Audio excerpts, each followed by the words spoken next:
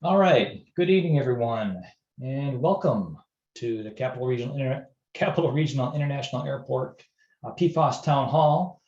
Glad to see you joining us tonight. We've got only about 8 people logged in right now, but I'm sure we'll get a few more coming on. My name is Jim Ostrowski. I'm going to help get this kicked off. I work with EGLE's Environmental Support Division. Just a couple basic logistical details for the meeting tonight.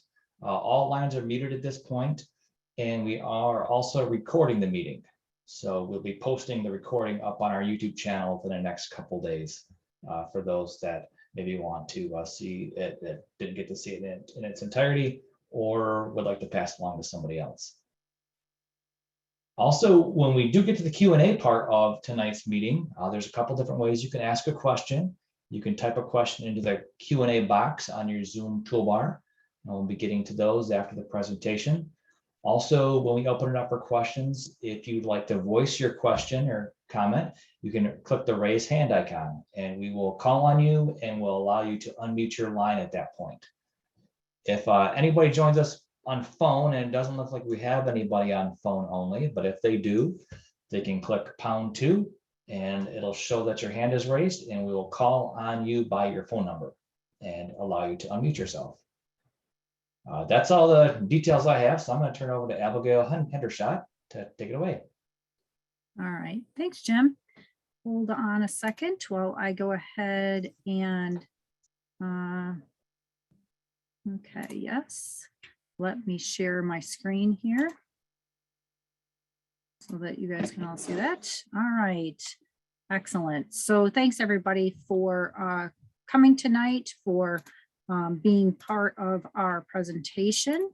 And let me just get myself up. So as Jim said, my name is Abby Hendershot. I'm the MPART Executive Director for the Michigan PFAS Action Response Team. And tonight we do have an overview of the Lansing Regional Airport talking about PFAS. So I will do an MPART overview for you, just step through some of those basic information about PFAS, what MPART is. Rosa Hyman is our toxicologist from the Department of Health and Human Services. She's going to walk through PFAS and health. Kim Sikowski is our project manager with the Department of Environment, Great Lakes and Energy. And Carla Davidson is our industrial pretreatment pollution specialist also with EGLE. They're both going to walk through some of the investigation that's been going on in and around the area of the airport. And then I'll come back and just walk you through the MPART website. So we've got a lot of information there that'll be useful for you.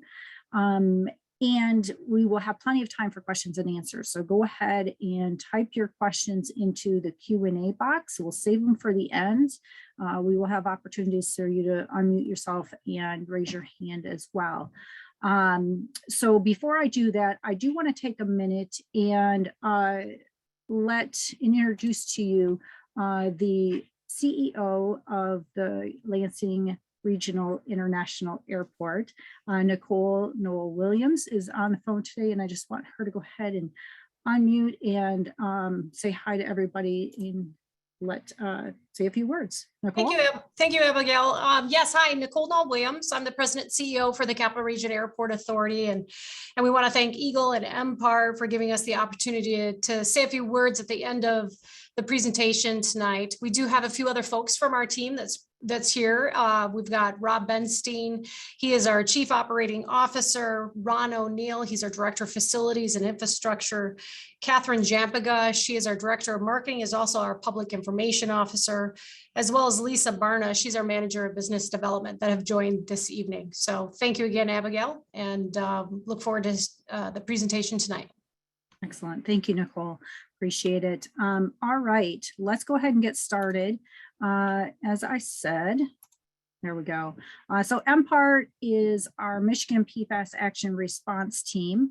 Was actually created in 2017 and now endures as an executive order under 2019. It's a very unique multi-agency approach that has been set up by the governor to coordinate and basically give strategy to all of the PFAS work and response actions that are happening in the state.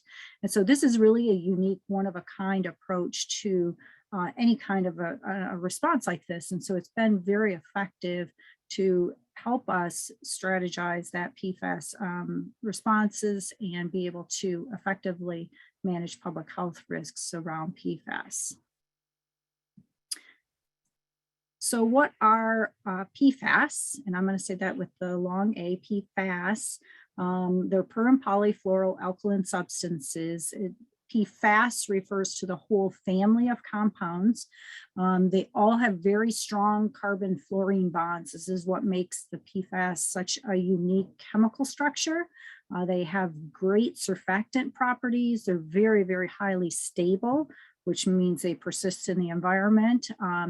But they repel oils and waters and fats and grease. So we find them in a lot of our commercial products today. We started seeing them being developed in the late 1940s, early 50s. They started becoming really popular in commercial products in the 1960s. Today, we have at least 5,000, depending on how you define PFAS, 5,000 to 9,000 different chemicals. And so it's a big family of chemicals.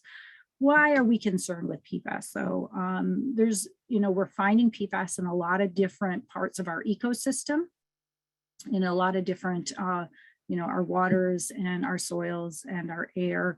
We know that PFAS are very hard to break down. They don't biodegrade naturally, but they can bioaccumulate. Some of the PFAS actually do bioaccumulate and can build up in fish, in animals, in our bodies as well. We know that some PFAS affect health. There's a lot of science and research still going on around that. Not a great deal of data, but more and more every day. So, the other big piece is so far we've had a lack of federal standards. So Michigan has really been proactive in trying to take actions itself because of the lack of federal standards. And we're going to talk about that here in just a second. So PFAS uses, like I said, a lot of commercial uses for PFAS. We find PFAS Scotchgard in our carpets, our carpet cleaning products, food packaging, any of your food packaging that's got a kind of a shiny coating that is resistant to grease or oils or water, probably has some sort of PFAS on it. Maybe not PFOS or PFOA, but it probably has some sort of PFAS. Your home furnishings, a lot of them have been stain guarded or Scotch guarded before you brought them home. We're finding some PFAS in cosmetics. Outdoor gear you would expect because it's all waterproof. Same thing with clothing. Adhesives and sealants, a lot of the glues and the sealants have different types of PFAS in them. Protective coatings, the nonstick cookware, of course, Teflon was one of the big first things that we found PFOA in. Car seats, again, they're going to be Scotch guarded, stain coated so that, the sippy cups don't spill in them. And then the big one down here in the right hand bottom corner, firefighting foam, is something that is really what brings us here today, is that the airports are required to use a special kind of firefighting foam specifically for aviation fires. And so that firefighting foam does have PFAS in it. We don't currently have approvable alternatives, but again, the state, as well as working with some of our federal partners, are working to come up with alternative solutions that are less dangerous to our environment. So let's look at the PFAS cycle. PFAS is found in a lot of different ways. And as I said, it can circulate through our environment. PFAS in our ecosystem tends to continue to circle around unless we find places for it to be broken, to be stopped. So if we have an industry over here on the left that is using a PFAS product or using PFAS in their industries, it could be emitted out of their factory either through the air, through wastewater discharge to the wastewater treatment plant. They could have a direct spill to the ground or a spill into the surface water. And we know that anything that is discharged to the wastewater treatment plant, the wastewater treatment plants aren't designed to actually remove PFAS. It will not, they do biological treatment, they don't do chemical treatment. And so those PFAS may be circulated through that wastewater treatment plant and then be discharged into the sludges to the landfill, into the biosolids, into back into the streams. So there's a lot of different ways the state is looking at trying to break those cycles so that we can keep PFAS out of the wastewater treatment plants, out of the biosolids, out of our rivers and streams. Ultimately, when you look at this cycle, there's a lot of different routes that could impact drinking water, which is, of course, our primary concern. Michigan's got over 25% of our population that actually drinks water from the ground using their own private residential drinking water wells. And so it's very important for us to make sure that all of our actions are protective of not only drinking water, but our soils and our groundwater, so that we can make sure that we don't have long-standing issues when it comes to PFAS. And then I'll just point out firefighting foam there is kind of stuck in the middle of this ecosystem cycle, because there are a lot of different ways that we use firefighting foam that can cause, groundwater contamination. And we're not talking about the firefighting foam that they use on wildfires or the firefighting foam that they use on house fires. That's a different non-PFAS type of foam. The PFAS foam that we're talking specifically about is for the very high temperature hydrocarbon fires that you would have, like with aviation fires or with a tanker spill on the highway, those kinds of things. So, as I said, there aren't any federal standards yet for PFAS. And so Michigan has taken the steps to promote and actually develop our own MCLs, our own state standards for drinking water. This is the first time in our history this has been done. And so we have standards for drinking water, 7 different compounds. These standards are also applicable standards for groundwater cleanup criteria. So anybody who has a private well who may find PFAS in it, we would want them to be below these standards for acceptable levels for health-based decisions. And so this is really important for people to understand that we both have, these are municipal drinking water sample standards as well as groundwater cleanup standards. One of the other things that Michigan's been very aggressive about doing is, as part of MPART's charter, is to really identify all of our PFAS sites in the state. So this may look like a lot of sites. This is actually our 193rd site that's being listed on the MPART website. But this isn't because Michigan is more contaminated than the rest of the country. It's really because we have made it a priority to investigate, to identify, to assess our sites across the state. And so our ultimate goal for protection of public health, protecting the drinking water pathway, understanding what we've got in the state, has really made us leaders among the country in understanding what the exposures are in our state. So this map looks intimidating, but I assure you that the rest of the country will have just as many issues as we do when they actually go to start identifying their sites. Most of these sites are going to be your military installations, your landfills, industrial sites, airports, tanneries, plating facilities, those kinds of things. So one more thing, I just want to talk about one of the other unique features of MPART is our Citizens Advisory Work Group. So we've actually pulled together a group of citizens from around the state who've actually been affected by PFAS in their communities. And so they really give us some great guidance on how to empower and engage communities that have been affected by PFAS, how to educate the general public, how to better work and be more transparent with our residents, because we really want to empower them to feel like they have a voice at the table when it comes to PFAS solutions. All right, so now I'm going to turn it over to Rosa Hyman, our toxicologist from the Department of Health and Human Services. Rosa? Thank you, Abby. Like Abby said, my name is Rosa Hyman, and today I'm going to be talking about PFAS and health. My contact information is over there. So if you have a question, don't hesitate to give me a phone call or send me an email. Next one, please.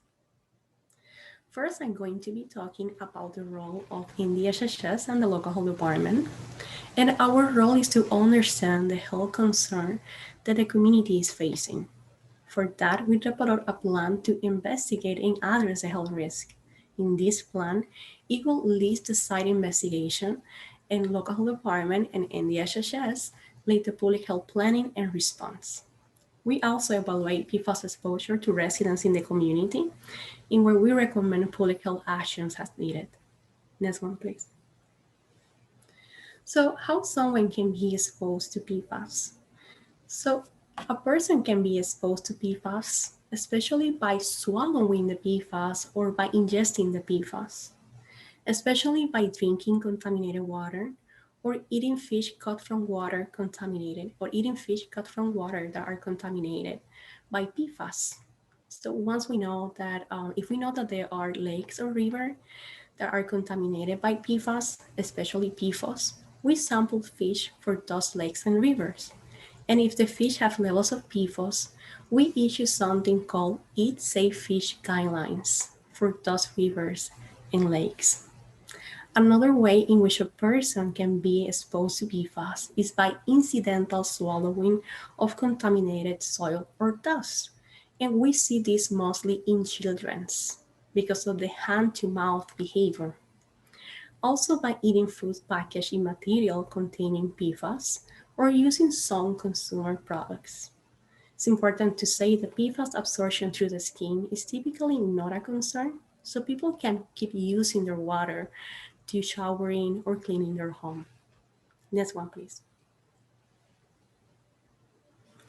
So here we see a survey that was done by the CDC, and what they discovered is that most people in the United States have some levels of PFAS in their blood. So for the people that is in the phone, I'm going to describe the graph. Here we see that the y-axis or the vertical line represent the levels of PFAS in their blood, and the x-axis or the horizontal line represent the years. They studied 4 different PFAS, PFOS, PFOA, PFHXS, and PFNA. And what they discovered is that over time, there is a decrease in PFAS levels in the blood. For PFOS, the decrease was around 80%, and for PFOA, the decrease was around 60%. And the reason why we see this decrease is because around 2002, industry that used these contaminants reduced their production of the contaminants or the use of these contaminants. Therefore, when you have less of this contaminant, people are going to be less exposed. So they're going to have less amount of these contaminants in their blood.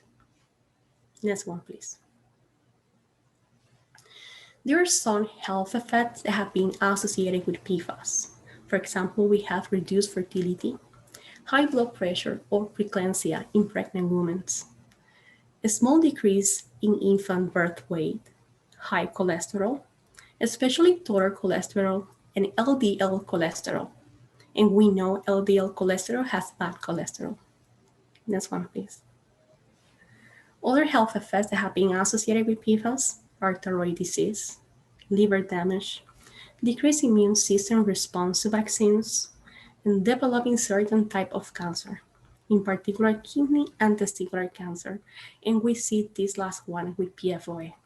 But it's important to know that if you have been exposed to PFAS, that doesn't mean that you're going to develop health effects immediately. Usually a person needs to be exposed to PFAS for a long period of time and high amount of PFAS for that person to be more likely than the average person to develop these health effects. Next one, please. So for us to say our health recommendation, there are several things that we consider. And these things are first, MDHHS comparison values. And I'm going to talk more about the MDHHS comparison values in a few seconds. The residential well results, and we evaluate the results individually and collectively, and the site-specific information. For example, do we know the source? And what about the geology of the area? Next one, please. So what is the MDHHS comparison values? So the MDHHS comparison value is the lowest values of two sets of health-based values of the MDHHS public health drinking water screening level and the MPAR health-based value or maximum contaminant level, also known as MCL. Both of these health-based values are set to protect everyone, including fetuses and breastfeed babies. Next one, please. So here we have the MDHHS comparison values. And I'm going to say the health-based value for those ones that are in the phone. So we have that PFOS is 8 part per trillion. We have PFOA, that is 8 part per trillion. We have PFNA, that is 6 part per trillion. We have PFAS XS, that is 51 part per trillion. We have PFPS, that is 420 part per trillion. And PFAS XA, that is 400,000 part per trillion. And Gen X, that is 370 part per trillion. Next one, please. So like I say, we evaluate the results individually and collectively. An example in which we evaluate the results individually is like, let's say that we receive the results and it's non-detect for PFAS. In that case, we don't see a health concern. However, if the results come back with very high levels of PFAS, and when I say very high levels of PFAS, I mean exceedance of the Michigan comparison values. In that case, we're going to recommend you to use an alternative source of water or a certified filter. But we also evaluate the results collectively. And for that, I'm going to use the two examples that are here. The first example is a yellow house. And the yellow house is surrounded with blue houses. The yellow house means that the house has very low levels of PFAS, lower than the comparison value. And the blue houses mean that the houses are non-detected. So that will tell us something. That will tell us that there is not a high source of PFAS in the area. So for this yellow house, we may say to the residents to keep using their water. Then for the second example, we have the yellow house, low levels of PFAS, but now it's surrounded of red houses. And the red houses mean exceedances. So in this case, what that also tells us something. It says that there is a high source of PFAS in the area. And because we don't know if levels of PFAS may fluctuate over time, we may recommend to this yellow house to use alternative water or a certified filter for PFAS.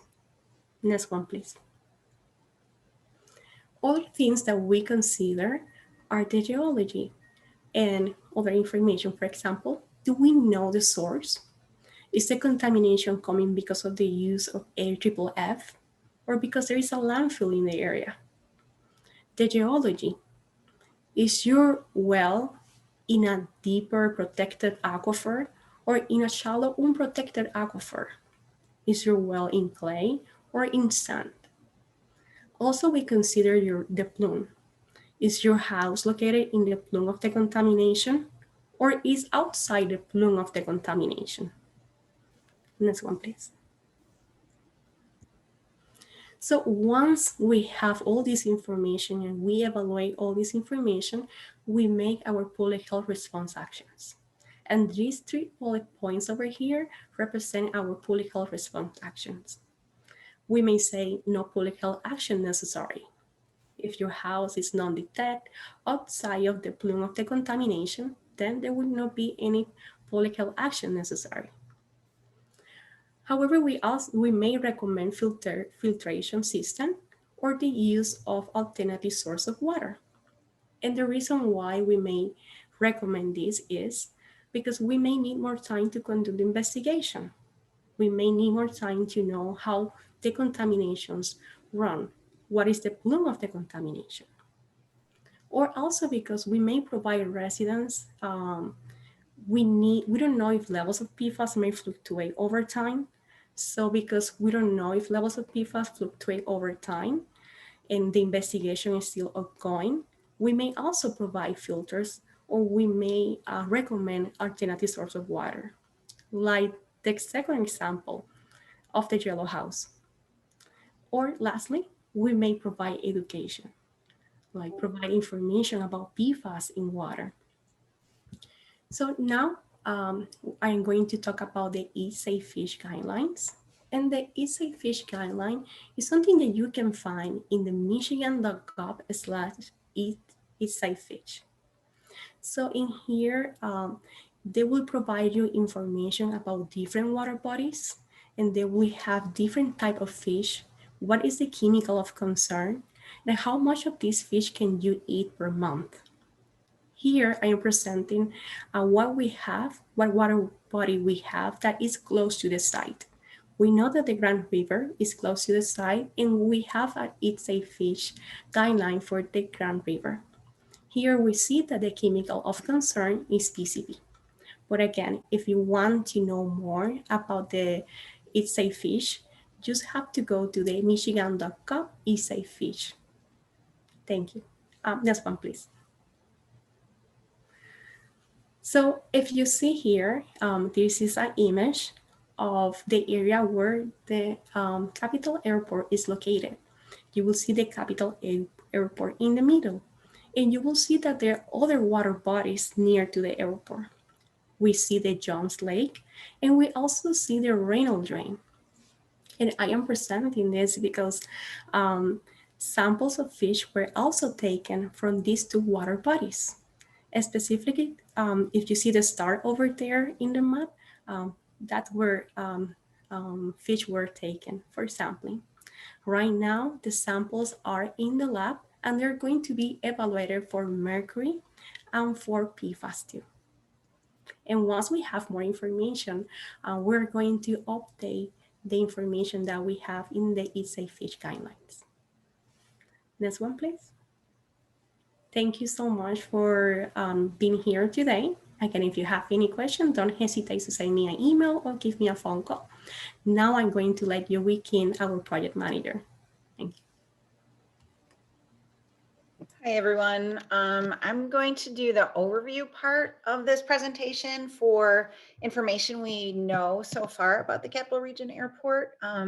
Similar to Rosa's slide, here's my name and contact information, so feel free to reach out if you need to, and can be reached both by telephone and by email.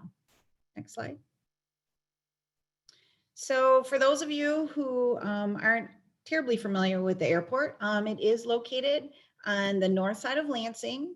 It's at the intersection of Ingham, Eaton, and Clinton County, being primarily in Clinton County. And it's also amongst many different local units of government, but primarily in DeWitt Township. Next slide. And this just kind of goes over the different townships. The ones surrounding the airport are City of Lansing, which is in this yellow at the bottom, DeWitt Township, which is the white hashed mark, which is again where most of the airport lies within. And then we also have Delta Township and Watertown Township off to the west. Next slide, please. So just to give you an overview of what's been happening at the airport over the last year, back in August of 2020, the airport received a grant from the Michigan Department of Transportation to investigate PFAS at the property, mostly just due to their use and storage of firefighting foam. We didn't have any information on it, and this was the first attempt to determine whether or not there were any impacts from the PFAS use. So that investigation began in March of 2021.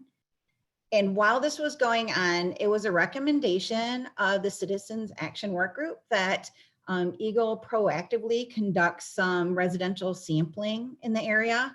So EGLE did go out in May, and we'll talk about this in more detail later, but we did go out in May and conduct some precautionary residential well sampling, all of which came back with non-detect results. Next slide.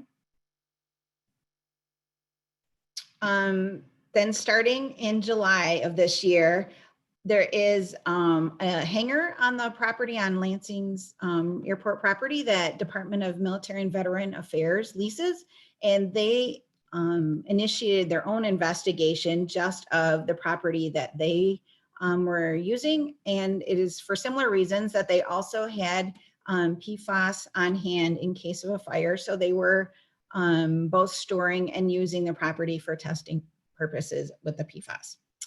And then I'm sure a lot of people heard that in August, there was a plane crash at the airport. And again, we'll talk about this in more detail, but in response to the plane crash and the fire associated with it, PFAS AFFF foam was used to put out the fire. The phase 1 results actually came in shortly after the fire. So in September, EGLE received the first results from the phase 1 report. And then the airport initiated phase 2 of the investigation in October. Next slide, please. So what we know is that when you're looking for potential sources of PFAS, we wanted to identify potential release areas. So the airport focused on 3 specific areas, and we'll just refer to them as area A, B, and C, and that'll be on the next slide in the map. But basically, each one had a reason for looking at it. Area A was where they did a lot of the training. They did have a vertical surface that they used to practice the release of the AFFF foam. And then area B was on the runway, again, where there was testing. And then area C was where there had been a historic equipment fire. And again, AFFF was used to address the fire. Next slide, please. And these areas, again, are A, B, and C, and they're located, area A is on the north side of the airport. Area B is on the auxiliary runway, and then area C is just off of the main runway. Next slide, please. So what did phase 1 consist of? Phase 1 investigation looked at 28 different soil samples, 15 groundwater samples, 2 drinking water samples, 13 surface water, and 20 sediment samples. And again, the primary purpose for this investigation was just to determine if there were any potential risks associated with past use. Next slide, please. And as pretty much expected, the area that had the most impact was area A. And this is again where they were doing the testing of the AFFF foam. And of the information they collected, all 5 monitoring wells were above our drinking water criteria. Area B and C also had 1 well above criteria, but they were not nearly as impacted as area A. Next slide, please. So as mentioned, EGLE did some precautionary residential well sampling while the phase 1 work was being conducted. EGLE chose wells based on their proximity to the airport, the depth of the well, and the knowledge of directional groundwater flow in the area. Next slide, please. So this is just an overview of what or how many residential wells are located in the area of the airport. So there are approximately 150 wells that we would consider close to the airport, most of them being off to the east. But EGLE focused on 47 wells, and that's what you see in the yellow dots. And of the 47, we were able to gain access to 10 of them, and those are the orange dots. Next slide, please. So again, we did request access from 47 homes. We did this via written letters, as well as going door to door, knocking and leaving information for those that were either not home or didn't answer. We ultimately gained access to 10 of the homes, and that sampling occurred on May 27th. And again, all results were non-detect. Next slide, please. At the same time, as part of routine monitoring, 3 public drinking water wells are in the area and are being sampled annually, those being Liberty Court, the Lansing Board of Water and Light well, and Cagewith Farms. And again, all of those were also non-detect for PFAS. Next slide. While all this was going on, there was a plane crash on August 24th. The plane crashed on takeoff right at the east end of the main runway. Approximately 300 gallons of jet fuel were lost. And to address the fire, approximately 105 gallons of AFFF firefighting foam was used, and 10,550 gallons of water was used to extinguish the fire. To address this spill, approximately 800 cubic yards of soil has been excavated and around 7,000 gallons of impacted water was collected. Based on analytical data, we did not note any additional impacts to the Reynolds drain from the fire. So they did do a very good job containing the fire water as the fire was being put out. Next slide, please. Now I'm going to turn it over to Carla, and she's going to talk specifically about the surface water sampling. Hey, thank you, Kim. Hi, everybody. I'm Carla Davidson, and along with Brian Zuber, I'm working on PFAS issues in and around the airport for surface water. And I'm going to try to request the remote control. Next slide, Pete, please. Maybe I can do it. Ooh. I think it isn't. Okay, there it goes. So I want to talk briefly about what the surface water looks like here. You can see that the airport boundaries are outlined in yellow here, and the light blue lines are the surface water samples or surface water bodies and drains. And you can see it's coming down from the north generally to the south here. As you follow my cursor here, and there's some here, and it's going down to the Grand River, and which flows then from east to west. And Rosa was talking about a couple of the surface water bodies. So this is Reynolds Pond here by Tecumseh Park, and this is Jones Lake.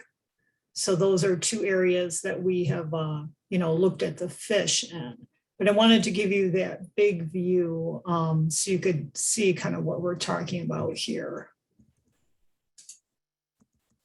And then I also wanted, just as a reminder, to let you know that the applicable surface water criteria are 12,000 parts per trillion for PFOA and 12 parts per trillion for PFOS. And PFOS is the regulatory driver. In this case, we have not found PFOA in surface waters above our criteria.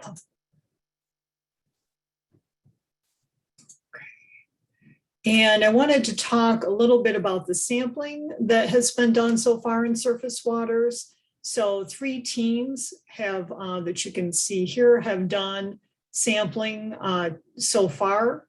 And there's been a few other samples kind of off the chart here, but they've been done on 3 different dates by 3 different crews. And you can see that there are concentrations of PFOS, that's kind of all the results here, but that are above the 12 parts per trillion criteria. So you can see the 190 parts per trillion down here, which this area is kind of draining to here. And there may be some upstream sampling or inputs from that as well. You can see area B that Kim talked about here, this area where there's been training, where there's some higher hits, and area A here, where the testing of the AFFF occurred kind of roughly in this area, as well as the maintenance and storage of AFFF. And so you can see Reynolds Pond is off the map, but it's down here. Jones Lake is off to the right, but you can kind of see why we're concerned about those fish and why we've taken some samples there. And then samples that were up and downstream of the plane crash area, which is kind of over here, those were non-detect for PFOS.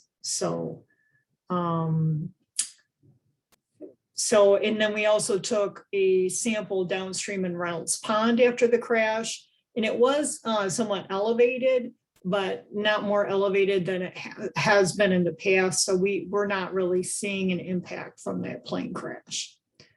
All right, and then I am going to turn this back over to Kim.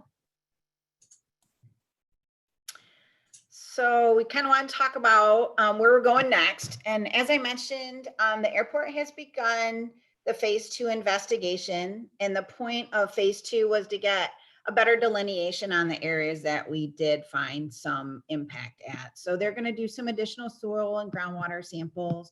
That work did start about a week or so ago.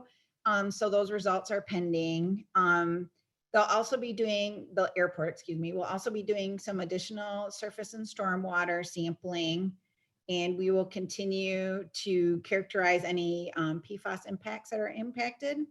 And concurrently, while this is going on, MDHHS has reached out to 7 of the homeowners that have not responded to earlier attempts to ask once again if they would be interested in having their well sampled.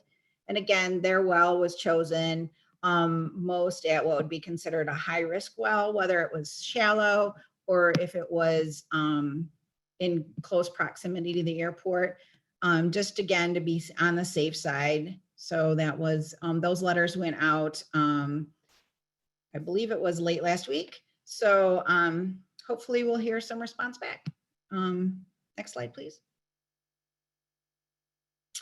And here's the part where we wanted to ask if there was anybody listening on the presentation. If you had a home within 1,000 feet of the airport, and if you'd be interested in having MDHHS sample your well, if you'd like to contact us, we'd be more than willing to get you an access agreement and have somebody come out and sample your well for free. So this is the area that is roughly 1,000 feet from the perimeter of the southern border of the airport. So that's just kind of what this is depicting. So if you are south of Sheridan Road, let's see, this would be east of Airport Road, west of DeWitt Road, and kind of north of Waverly, I guess I would say. If you want to contact us, feel free, and we will come out and sample your well for you. Next slide. And I'll turn this back over to Abby. All right, thanks, Kim. As we're just about done with the presentation, but I just want to take 1 minute and show you the MPART website. So the michigan.gov/PFAS response is our website. And I believe I have to drag it over so you can see it. So this is our PFAS Action Response Team website. We do have our Great Lakes PFAS Summit coming up, which is a great technical conference about all things PFAS. The things that I want to show you are our middle section here. Our public meetings are all made available, just like tonight's meeting was. Our PFAS sites are here in the middle of the page. That will take you to PFAS sites of interest. And you can simply type in a Lansing, and we have the Capital Region Airport comes up. The site that we have has a actual, there we go. I thought it was still loading. All of them have maps. Some of the maps that you saw today, recent accomplishments, number of samples, and we will get the some of the links to our public information is all up here, as well as Kim's information for her email and phone number. So if people have got questions, they can feel free to grab Kim's information there. Some of the other important things that are on this web page are Citizens Advisory Work Group. If we've got any people here interested in joining our Citizens Advisory Work Group. A lot of information on, we've got PFAS and fish. If we've got anybody wanting to do their own testing, PFAS for drinking water wells. There's just really quite a bit, ton of information here that we would want people to know that is available. So let me bring it back to our thing, and I think we'll go ahead and open it up for questions. So Matt, are you ready for questions? Here, let me actually take it back to a slide on the airport, and we can do a general slide like this. So, all right, are we ready? Actually, before we open it up for questions, why don't I turn it over to Nicole and ask her if she wants to say a few words. Hi, Abigail. Thank you. Again, Nicole Williams. I'm the president CEO for the Capital Region Airport Authority, and we own and operate the Capital Region International Airport. Of course, we want to thank EGLE and MPART for giving us this opportunity to say a few words tonight. We appreciate the opportunity to address those who are on the call that are interested residents as well as community leaders. And our goal is to be a good partner with EGLE and with MPARTs throughout this process, as well as be a good neighbor to our community. You know, as Kim mentioned, the Capital Region Airport Authority was awarded a grant of $201,966 in 2020 from the state of Michigan to establish several PFAS monitoring stations at the airport property. We are currently working with environmental consultant firm Triterra, which was noted in some of the slides there, to be doing some of the testing and the monitoring. And now Abigail mentioned also that airports across the United States, including the Capital Region International Airport, are required by the federal government to use a fire retardant foam containing PFAS. Again, this is a foam that we've been required from FAA to utilize, and not just here, but airports across the United States. This foam is used to extinguish any flames and fuel in the event of an aircraft fire. In addition, airports across the United States were required to conduct testing using this firefighting foam during exercises. This is important to keep in mind to think about the contaminated sites in the airport property. Currently, the firefighting foam is used only in the events of actual emergency response situation, is no longer used for training or during training exercises. This has been a practice for several years. At this moment, monitoring soil is continuing along with the testing airport wells to make sure the drinking water of PFAS contaminants are not existent. All drinking well waters located in the airport property have been tested and have been non-detect of PFAS. 3 municipal water sources in the area have been tested. Again, all were non-detect of PFAS. Additional resident wells, as noted, the 10 that were tested, again, back in May of 2021, and all of these wells checked were non-detect of PFAS. The airport has submitted a work plan to EGLE for additional sample locations to address potential impact to the PFAS that was located in the airport property. EGLE is currently reviewing the work plan. We want to do everything that we can to keep our neighbors safe, our employees safe, and our community safe. We will continue to work with EGLE on next steps and for guidance on remediation efforts and the cleanup of these standards, both on the Michigan side as well as the federal side. And I do know that we have US Senator Gary Peters' representative, Eric Keller, that joined the call this evening, who's been very much involved and engaged in the cleanup of PFAS across the state of Michigan. The health and safety of our neighbors and this community is #1 priority, and we will continue to monitor the impact of these areas and conduct further testing as needed. So again, thank you, Abigail, for the opportunity to join you this evening and say a few words. Excellent. Thank you, Nicole. Great, great information. Great for the community to hear directly from the airport. We really appreciate your comments and your participation. I think that's been the task and goal for MPART all along, is to try to have collaborative cooperation and conversations going forward on these tough and difficult tasks surrounding PFAS. We've got a lot of work to do, and we need to do it collaboratively. So thank you again. I'm going to open up the floor then to questions and see if we've got any questions from our participants or from the residents in the area. And so if you want to raise your hand or type something in the question and answer, we can go ahead and take some questions. So Matt, I think that you are doing that facilitation for us, right? I will jump in there. We're having a few technical difficulties. So Mike Gurney out of our Environmental Support Division. We've got one question right now in the Q&A. How many other airports in the state of Michigan have been or are being investigated in regards to PFAS? And then there's a second part to that question, but we'll start with that. Excellent. Great question. So right now, There are 19 airports in the state that have received grants to do investigations for PFAS.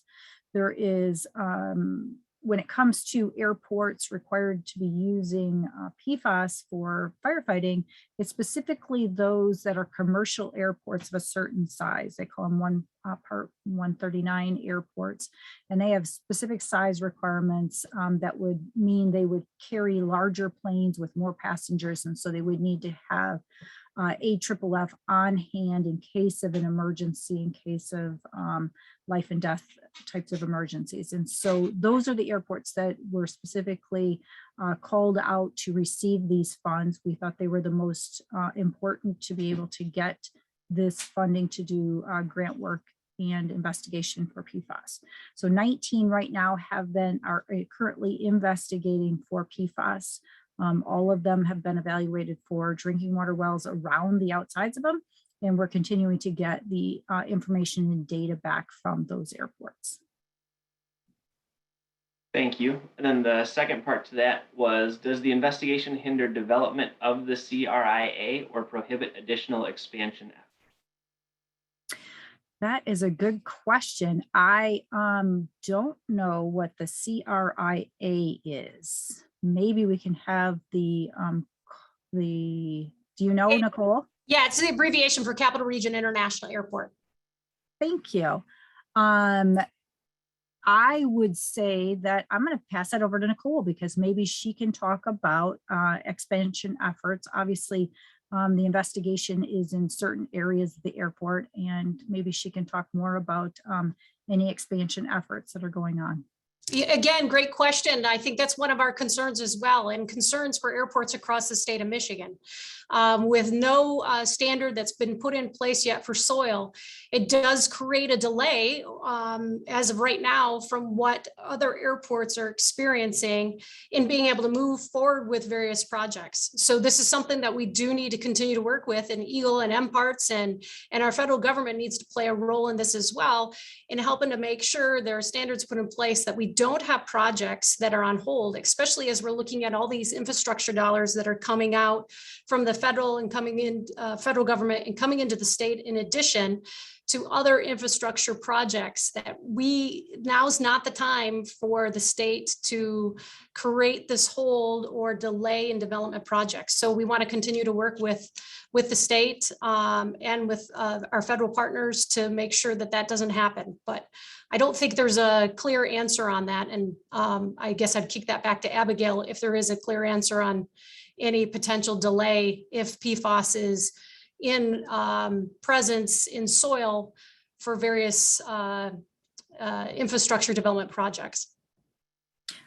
You know, contamination has long been an issue at sites of environmental or at redevelopment sites. And there are usually ways that we can go ahead and work around contamination that's on site, either through engineering controls where it would be covered, or containment issues, or remediation. And so we would look at all those options for any of the potential expansion efforts at the airport to see what we can work out. Not always do we expect full cleanup, but we definitely want to know what are the potential pathways concerning PFAS. And so that's part of the big question that's still out there for the state of Michigan, as well as the rest of the country, EPA especially, what are the safe levels when it comes to leaving PFAS in soils and the ability of PFAS to move through soils into groundwater, causing groundwater contamination. So the science is developing pretty rapidly, but we're still not quite to that point of having enough information to be able to make those scientific decisions based on, you know, best available information. So we're working as quickly as we can to get that information, but I would recommend that any airport who has a potential expansion effort, you know, reach out to us. We're going to work through this, talk through the problems, and come up with some collaborative solutions to not inhibit the expansion of any of the airports, but be able to work around the contamination problems that we are facing in our states. Great question, though. right, do we have any more questions, Mike? Does not look like we have any other questions yet, and I'm not seeing any. Any? Yeah, no hands either. All right. And we do have in the chat, you will see the actual link for the MPART website with the Capital Region International Airport on there. And so that is there for your use. So I think if we don't have any more questions or we don't have any hands for anyone, I just really appreciate everyone coming tonight, being here, part of our conversation. This is being recorded, so we will upload it to the EGLE YouTube channel, as well as placing it on our EGLE MPART page, and a copy of the information will be made available. So like I said, it is live on our MPART webpage. So if you've got friends or neighbors who want additional information, have them reach out to us or visit the MPART webpage. And if we don't have any more questions, I will thank you all again for coming tonight. Hey, Abby. Yep. Before we sign off, it looks like we do have Brendan Allen did raise his hand. If we got a second, I'm going to, I don't know, Brendan, if you can unmute yourself. All right, excellent. I am not a host. I apologize. So I may not be able to allow him to unmute himself. I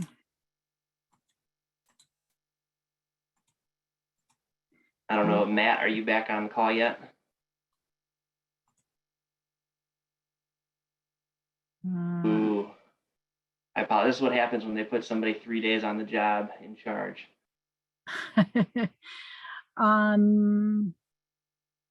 Yeah, because I don't think I have control of the race. Brendan, Hello, can you? There we go. Yeah, we can hear you. Perfect. Yeah, I'm Brendan Allen here. I'm from State Senator Tom Barrett's office. I just wanted to follow up on a question that I had, kind of what you guys addressed, what I addressed in the Q&A that I typed out here. So I know that obviously, you know, there's expansion efforts that different airports throughout the state want to continue to pursue, especially as Nicole said, with the additional federal dollars coming through that with the infrastructure bill that was just passed. Is there any current regulation that would be prohibiting them from doing that based from EGLE on your guys' side or from MPART that would prohibit them from continuing this expansion, regardless if it's the Capital Region International Airport or let's even say Detroit? Is there anything that's prohibiting them from continuing to do that while this investigation is going forward? No. We work with developers all across the state who are redeveloping property that's already been contaminated. So there's nothing in our regulations that would prohibit them from going forward with expansion plans. Obviously, we want to make sure it's done in a safe and they don't exacerbate the contamination and that it's properly managed. But no, we would welcome the opportunity to work with them on those projects. Perfect. Thank you. Perfect. And I did see Dave Lebrecq, you had your hand up for a minute. Did I see that or no? Okay. Any other hands? Not seeing any. Okay. All right. Did we get any other questions? Let me go back to the questions tab. And I do want to just recognize, as Nicole did, Eric Keller from U.S. Senator Gary Peters' office, and then Brendan Allen, you said you were with Representative Tom Barrett's office. So appreciate you both being here tonight to talk with us. Pretty excited about the opportunities that the infrastructure money is going to provide for this state. And so I'm looking forward to those conversations on how we can collaborate to maximize the benefit to all of our residents using those funds. No other questions on my end. Okay. Nicole, did you want to say the final words? Okay. A thank you to final thank you to everybody that attended tonight and the questions that were asked. And Brendan, thank you for joining. It hits home when we start talking about development and the importance of making sure these dollars are put to good use as they come into our state. Excellent. All right. Thanks, Nicole. Thank you, everyone. Have a good night, and we will talk with you soon. Thanks. Bye-bye.